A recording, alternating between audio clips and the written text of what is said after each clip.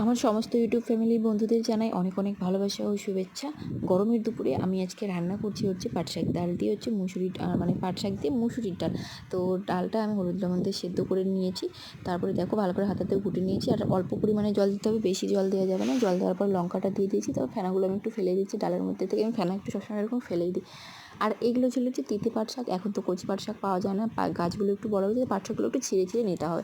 পাট শাকগুলো একটু ছিঁড়ে নিয়েছি, তারপর দিয়ে নামিয়ে নিয়েছি। যখন ফোড়নের জন্য রেডি করেছি হচ্ছে শুকনো লঙ্কা আর রাঁধুনি, আর সাথে ছিল রসুন থেতো করে। এটা তারপরে ভালো করে একটু ভাজতে হবে। রসুনটা যাতে লাল লাল টাইপের হয়ে যায়, না হলে সাদা সাদা থাকলে ভালো লাগে না। রসুনটা একটু লাল লাল টাইপের একটু হয়ে গেলে তারপরে ওই ডালটা যে নামিয়ে রেখেছি সেটা ঢেলে দিতে লাগবে। এই পাট শাক ডালের সঙ্গে কিছুই লাগে না, গরমকালে এই পাট শাক ডালটা মানে অসাধারণ লাগে। আমাদের তো লাগে, জানি না কার কেমন লাগবে, সবাই একটু ট্রাই করতে পারো। সঙ্গে যদি একটু লেবু থাকে তাহলে আর কিছুই লাগবে না। তো এই যে ঢেলে দেওয়ার পরে হচ্ছে হালকা করে একটু ফোটার পরেই দেখবে ঘন হয়ে গেছে। তো নামিয়ে নিলাম। ভিডিওটা ভালো লাগলে লাইক কমেন্ট করে পাশে থাকবে।